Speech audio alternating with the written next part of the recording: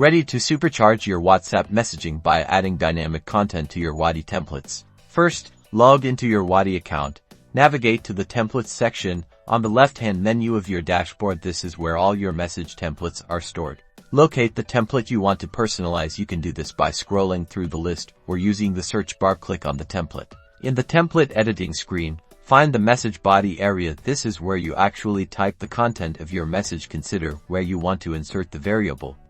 Common placements are greetings, names, or dates. To add a variable, use the double curly braces syntax. For example, typing 1, 2, 3 and so on will represent the first, second, and third variables respectively. Each number corresponds to the order in which you will fill in the data when sending a message. After adding your variables, scroll down and fill the sample content section. For each variable you added, filling sample content helps Wati to ensure that your template is correctly formatted.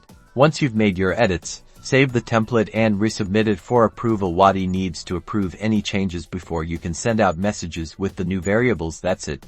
You're done. Each variable can be used to tailor communication to individual customer needs.